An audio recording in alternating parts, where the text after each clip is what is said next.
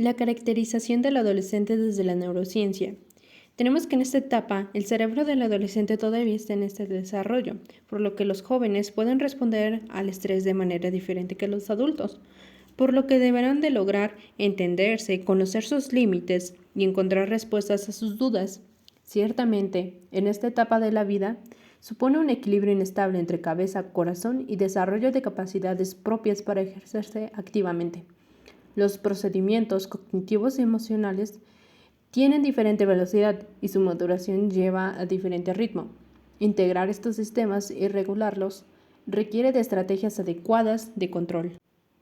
Ahora, la anatomía y funcionamiento del sistema nervioso. Tenemos que este funciona a través de la información de los órganos sensoriales, a través de los nervios, que transmiten la información a través de la médula espinal y la procesan en el encéfalo.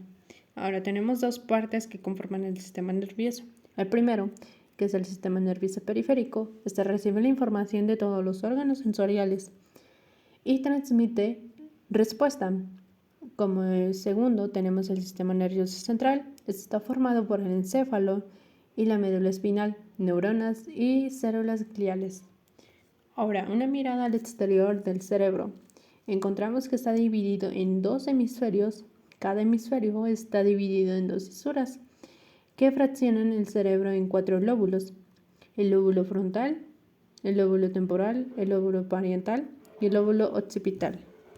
Ahora veremos neuronas, sinapsis y redes neuronales. ¿Cómo es que se puede dar el aprendizaje? Para entenderlo, tenemos que tener en cuenta que las neuronas están dotadas de fibras largas, axones. El axón es una prolongación del soma y de fibras cortas, dendritas. Las dendritas son ramificaciones que producen las conexiones entre neuronas. El proceso de sinapsis o comunicación interneuronal propician su accionar como procesador central, que son de relevancia para el logro del aprendizaje. El aprendizaje se considera como un aspecto de plasticidad neuronal, puesto que la modificación de la conducta de la persona a partir de experiencias previas, ello indica que el cerebro aprende y debido a su plasticidad se modifica produciéndose cambios sinápticos de orden atómico y funcional.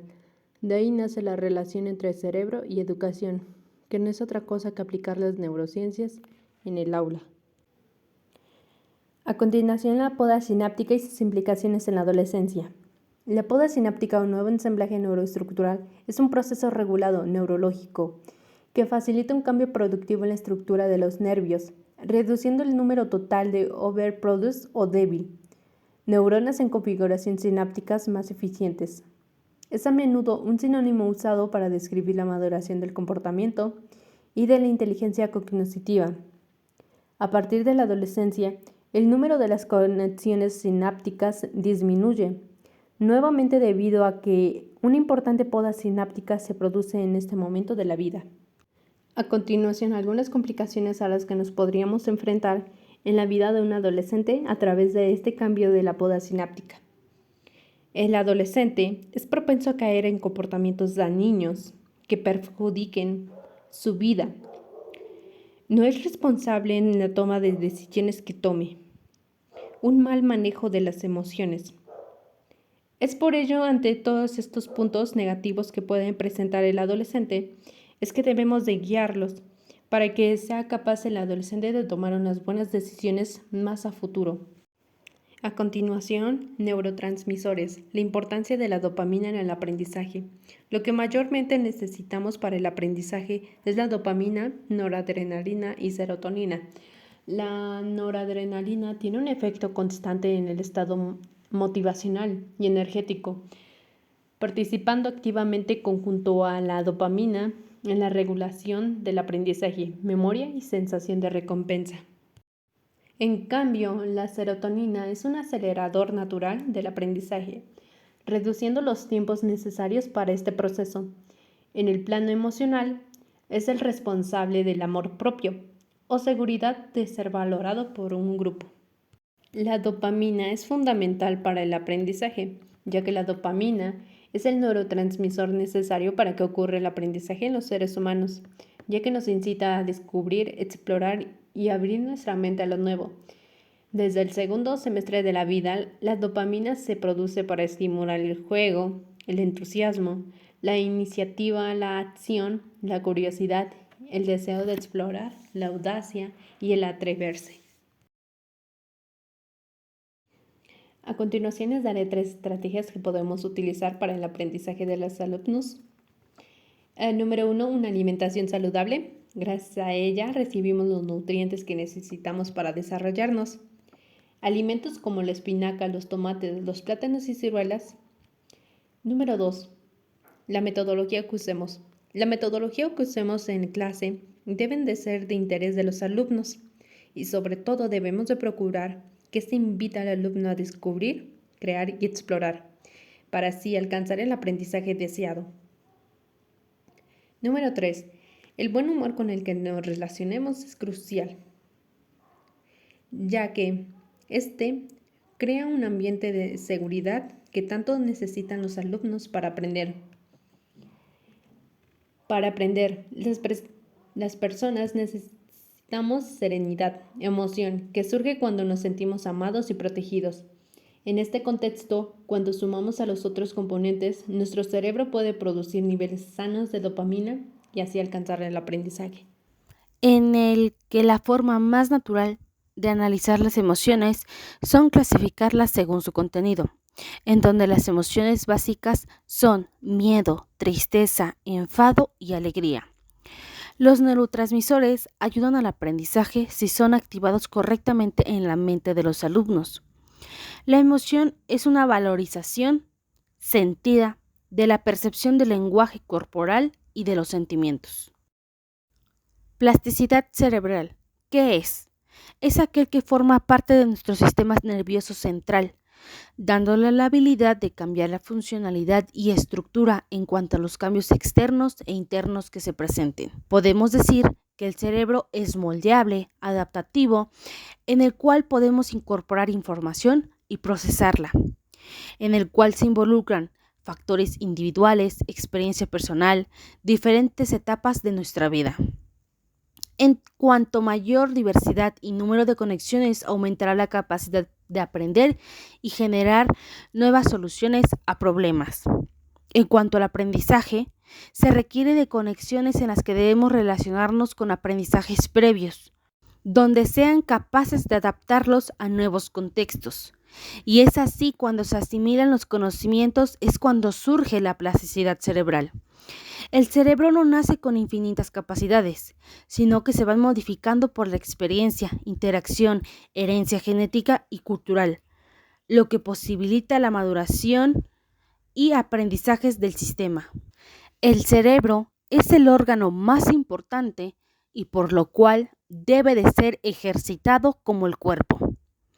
Cambiar la configuración, establecer nuevas redes, crear nuevas neuronas gracias a la plasticidad. Algunos cambios serían necesarios, por lo cual sería leer algo nuevo todos los días, realizar meditación o yoga, realizar actividades cognitivas como la realización de crucigramas, sopa de letras, entre otros. Realizar actividades artísticas como son baile, tocar algún instrumento, entre otros. Sistema límbico, estructura y funciones para la toma de decisiones. Es aquella parte de nuestro cuerpo encargada de regular las respuestas fisiológicas y emocionales de nuestro cuerpo. El sistema límbico hace referencia al conjunto de estructuras situadas en el encéfalo y cuya finalidad es la gestión de las emociones, en el cual recibe influencias de otras vías del sistema nervioso relacionado con los sentidos, que son audición, visual, olfativo, tacto y gusto. Las partes que lo conforman son hipocampo, relacionado a la memoria, amígdala cerebral, relacionada con la formación y almacenamiento asociado a las emociones fuertes. Tálamo, su núcleo es la conexión y asociación de estímulos e información de carácter emocional. Hipotálamo, produce la gestión y coordinación del equilibrio del cuerpo y homeostasis. Ganglios basales, es el generador de respuestas motoras, en las que se buscan la autopreservación de la especie mediante la homeostasis. gestionar los mecanismos cerebrales para la memoria, emociones del aprendizaje en los alumnos. Con frecuencia, los estudiantes experimentan una gran variedad de emociones.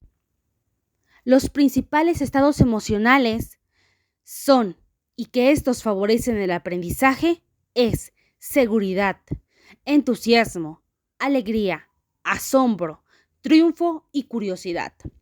Y las que dificultan el aprendizaje son miedo, ansiedad, tensión, ira, aburrimiento, culpabilidad, envidia y celos. Neuronas espejo y su desarrollo de la empatía.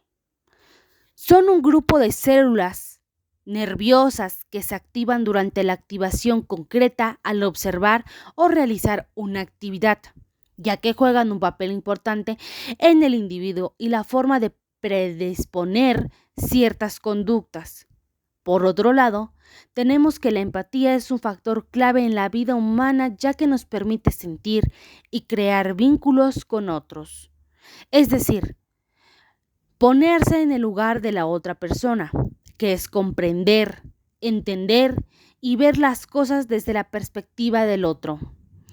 A diferencia de la empatía cognitiva, que es la que se encarga de suponer o predecir el comportamiento de otro individuo. Poniendo en ambas en un nivel igualitario, obtendremos ideas más claras, ser más racionales al tomar decisiones y juicios sobre otras personas. Corteza prefrontal, límites y control conductual. Se encuentra situada en la parte del cerebro más cercana al rostro, ya que es la que coordina la información proveniente de otras áreas cerebrales. Esta área es la que más tiempo tarda en desarrollarse y en la que se llevan a cabo los procesos cognitivos y funciones ejecutivas, presentando un conjunto de habilidades y aptitudes que permiten la adaptación al medio y resolución de problemas, toma de decisiones y la inhibición de la conducta. Es el centro de la conducta, además de que es la base de nuestras interacciones y aprendizajes. Y es el por qué somos capaces de regular nuestras experiencias y comportamientos, sentir empatía, restringir la conducta en base a posibles consecuencias, convertir la mente humana en seres conscientes de la realidad, teniendo un criterio más centrado y enfocarse en el pensar antes de actuar y realizar alguna actividad o hecho. Con bastante frecuencia, el miedo de los padres ante la entrada de sus hijos a la adolescencia es constante debido a que los cambios en la disponibilidad de las hormonas sexuales durante la pubertad y la adolescencia están implicados en la dinámica de la reorganización estructural del cerebro, específica según el sexo y de diferente para cada uno. Es un hecho evidente que no hay dos cerebros iguales.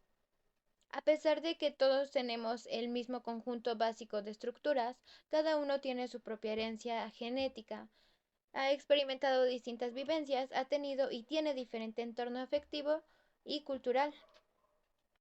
Otro hecho constatable es que el adelanto de la edad de la pubertad debido a las condiciones de vida y alimentación y a las experiencias precoces tienen consecuencias. Se empeora el acoplamiento del suyo débil en esta etapa entre los sistemas cognitivos prefrontales que maduran al ritmo de la edad y la activación de regiones límbicas muy ricas en receptores hormonales y por tanto con ritmo dependiente de ellas.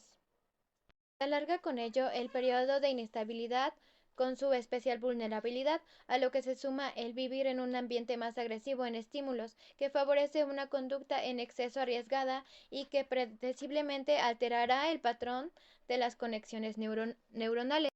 Ya dicho que es diferente la estructura del cerebro, pues decimos que los hombres tienen el cerebro más grande, mientras que el de las mujeres es más pequeño. En el cerebro de los hombres encontramos más materia blanca, mientras que en el de los hombres encontramos más materia gris. Las mujeres tienen una mayor inteligencia social y los hombres un mejor racionamiento matemático. Los hombres son capaces de controlar mejor el estrés, mientras que las mujeres se desconectan como si estuvieran en una situación de peligro. Procesos metacognitivos.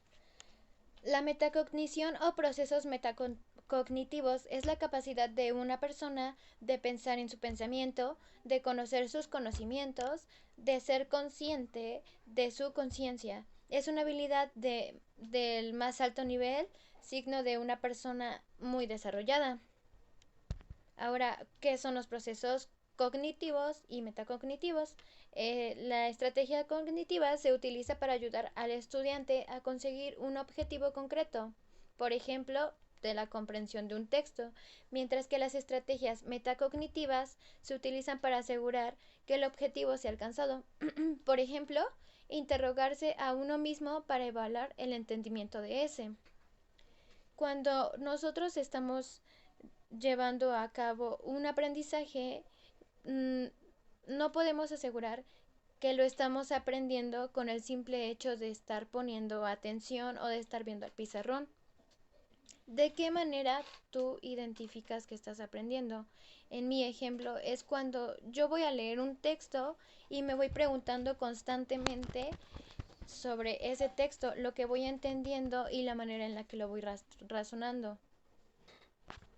Los procesos metacognitivos son de suma importancia en la educación, ya que aunque el maestro te esté enseñando diferentes temas o se esfuerce tanto, no es seguro que el alumno esté aprendiendo. El alumno debe ser capaz de saber de qué manera aprende y debe de pensar si debe de poner de su parte para entender el tema, para aprender. Porque como lo decía antes, aunque tú estés poniendo atención, no quiere decir que lo estás aprendiendo hasta que tú mismo te vayas haciendo las preguntas y vayas usando tus estrategias para adquirir el conocimiento. ¿Qué es la atención? La atención es la capacidad de la UCCM, Unidad Cuerpo-Cerebro-Mente, para fijarse en uno o varios aspectos de la realidad y prescindir de los resultados. La atención es una de las principales llaves del aprendizaje que controla y regula los procesos cognitivos, permite hacer foco cuando repentinamente hay un cambio, un estímulo, un nuevo objeto nuevo, la modificación de algún aspecto en algún elemento. ¿Qué entendemos por atención? Entendemos que es un mecanismo cerebral necesario para ser consciente de algo, al menos que en la enseñanza se requiere de este foco, además de que es el proceso por el cual podemos dirigir nuestros recursos mentales sobre algunos aspectos del mundo o bien ejecutar determinadas acciones que nosotros consideremos más adecuadas. ¿Qué funciones realiza la atención en los procesos de aprendizaje? La función es el pilar más importante en el proceso de aprendizaje porque supone de un prerequisito para que ocurran los procesos de consolidación, mantenimiento y recuperación de la información. ¿Por qué es tan importante la atención? Pues porque es nuestra capacidad para hacernos más receptivos de los sucesos del ambiente, centrarnos mejor nuestra mente, porque si no hay atención tiende a disminuir nuestra productividad y llevamos a cabo una gran cantidad de tareas de forma más eficaz. Tipos de atención. A lo largo del tiempo se ha hecho evidente que la atención no era un proceso unitario, sino que podía fragmentar en diferentes subprocesos atencionales o tipos de atención. De este modo, se ha ido proponiendo diferentes modelos para explicar de la manera más fiel posible cada uno de dichos subcomponentes o tipos de atención. Basado en casos clínicos de neuropsicología experimental, la atención se compone en atención interna, capacidad de prestar atención a procesos internos mentales o sensacionales. Atención externa. Se trata de la atención causada por estímulo que provienen del exterior de nuestro entorno. Atención abierta. Está acompañada de respuestas motoras que en este caso nos facilitan la acción de atender. Por ejemplo, girar la cabeza y mirar a una persona cuando nos habla. Atención encubierta. Esta capacidad nos permite prestar atención a estímulos sin que aparentemente la sensación de estar llevando a cabo esa acción. Atención neurosal. Hace referencia a nuestro nivel de acción y al nivel de alerta. Así estamos adormilados o enérgicos. Atención focalizada. Se refiere a la capacidad de centrar nuestra atención en algún estímulo. Atención sostenida. Se trata de la capacidad de atender a un estímulo o acción durante un largo periodo de tiempo. Atención selectiva. Es la capacidad de atender a un estímulo o actividad en concreto a presencia de otros estímulos distractores. Atención alternante. Consiste en la capacidad de cambiar el foco atencional entre dos o más estímulos.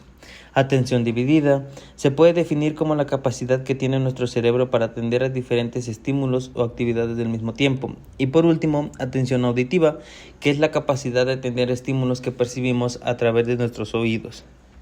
Motivación. El placer y las emociones positivas. ¿Qué es la motivación?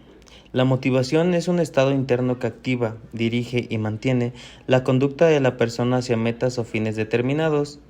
Es el impulso que promueve a la persona a realizar determinadas acciones y persistir en ellas para su culminación. La motivación es un constructo teórico hipotético que designa un proceso complejo del organismo que causa la conducta. En la motivación intervienen múltiples variables que influyen en la activación, direccionalidad, intensidad y coordinación del comportamiento encaminado a lograr determinadas metas. ¿Qué es la emoción? Llamamos emoción a cierto tipo de fenómenos psicológicos y fisiológicos que se manifiestan en nuestra conducta, nuestras percepciones corporales y nuestra conciencia, como reacción adaptativa ante un estímulo importante. Pero, ¿cómo influye la motivación y la emoción en el aprendizaje? Uno de los principales beneficios al trabajar las emociones en el aprendizaje es que éstas permiten recordar los contenidos a largo plazo sin que se requiera un gran esfuerzo. Entre otros beneficios, encontramos que aumenta la participación y motivación en el aula y, por tanto, mejora el rendimiento del estudiante. De los estudios en fisiología básica podrían derivarse implicaciones para la práctica educativa. Es de dominio público la percepción que tiene el profesorado de la falta de la motivación del alumno. Este hecho tiene serias repercusiones en el sistema educativo, principalmente en dos direcciones: bajo rendimiento y fracaso escolar, y dificultad para controlar la clase y problemas de disciplina. En estos dos núcleos se encierran probablemente los principales problemas del sistema educativo. Eso justifica que se les presente la debida atención. Funciones ejecutivas, superiores y sus procesos de desarrollo. Las funciones ejecutivas se encuentran entre los procesos más complejos del humano. Su desarrollo permite la conformación de diversas capacidades de control y organización de la conducta y cognición. Las funciones educativas se desarrollan de forma secuencial y curvilínea, un intenso progreso de la infancia con una desaceleración a inicios de la adolescencia. También se analiza el efecto de otros factores adicionales a la edad, así como el efecto de la escolaridad, los estilos parentales y el contexto cultural. Las funciones ejecutivas incluyen, como ya sabemos, un grupo de habilidades cognitivas cuyo objetivo principal es facilitar la adaptación de las personas a las nuevas situaciones. Estas capacidades son primordiales para un adecuado aprendizaje académico desde la infancia temprana. Son funciones que se desarrollan de forma secuencial y curvilínea durante los diversos periodos sensibles, extendidos como ventanas de tiempo, en las cuales la plasticidad cerebral está incrementada, posibilitando así que el funcionamiento ejecutivo sea promovido y estimulado a través de adecuadas experiencias.